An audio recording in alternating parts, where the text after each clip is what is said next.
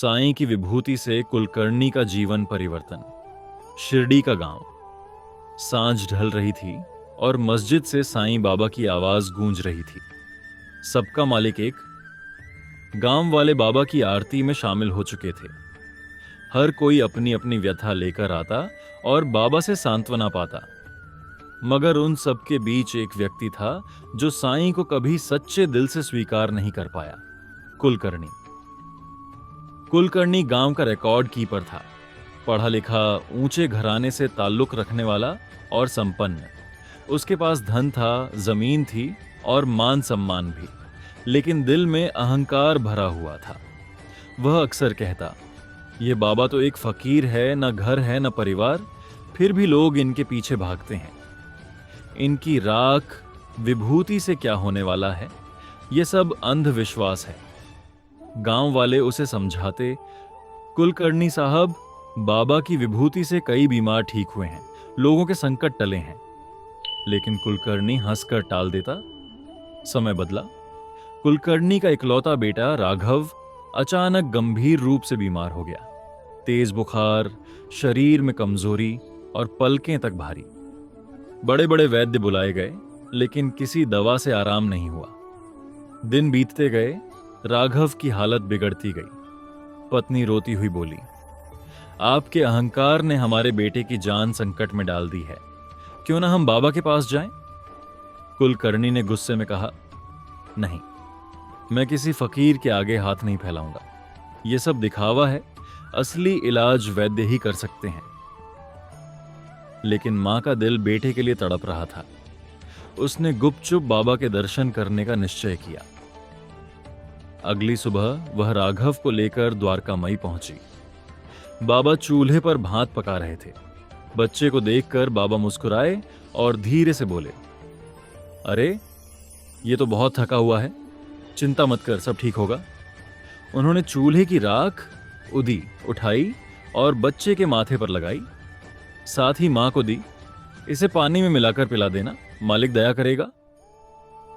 मां के मन में विश्वास जागा। उसने वही किया। चमत्कार। अगले ही दिन राघव की हालत सुधरने लगी। बुखार उतर गया, आंखों में चमक लौट आई। जब कुलकर्णी ने देखा कि बेटा अचानक स्वस्थ हो रहा है, तो हैरान रह गया। उसने पत्नी से पूछा, यह कैसे हुआ? कौन सी औषधि दी?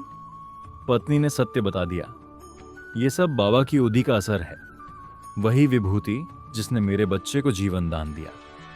कुलकर्णी का अहंकार भीतर से हिल गया। वह सोच में पड़ गया, क्या वाकई उस फकीर की राख इतनी प्रभावशाली है, या यह ईश्वर की शक्ति है जो उनके माध्यम से काम कर रही है? कुछ दिन बाद कुलकर्णी स्वयं बाबा के पास पहुंचा। उसने देखा कि बाबा सबके दुख सुन रहे थे, किसी को सांत्वना दे रहे थे, किसी को भोजन बांट रहे थे। कुलकर्णी ने झुककर कहा, बाबा, मैं बहुत बड़ा भूल करने वाला हूं। मैंने आपको समझा ही नहीं। मैंने आपकी शक्ति पर संदेह किया, क्षमा करें। बाबा मुस्कुराए, अरे कुलकर्णी, मैं कोई चमत्कार नहीं करता, यह सब तो मालिक की कृपा है।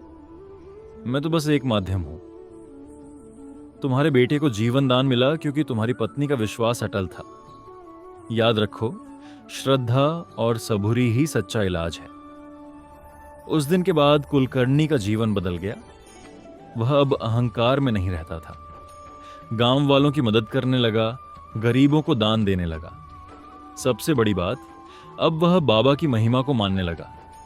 जब भी कोई उससे पूछता, साहब, आपको कैसे विश्वास हुआ, कुलकर्णी आंसू भरकर कहता, मैंने अपने बेटे की सांसों में साईं का आशीर्वाद देखा है। उस विभूति में केवल राख नहीं, बल्कि मालिक की करुणा है, जिसने मेरे घर को जीवन दिया। कुलकर्णी का यह अनुभव गांव वालों के लिए भी सीख बन गया। लोग समझ गए कि चमत्कार सिर्फ राख या औषधि में नहीं, बल्कि विश्वास में है। साईं की विभूति तो मात्र प्रतीक है, श्रद्धा और सबूरी के मार्ग का। साईं की उदी से कुलकर्णी का बेटा ठीक हुआ, लेकिन असल में बदलाव कुलकर्णी के दिल में आया। अहंकार पिघलकर भक्ति में बदल गया, और तभी उसने जाना कि साईं का असली चमत्कार मनुष्य के भीतर छुपा परिवर्तन है। ओम साईं राम।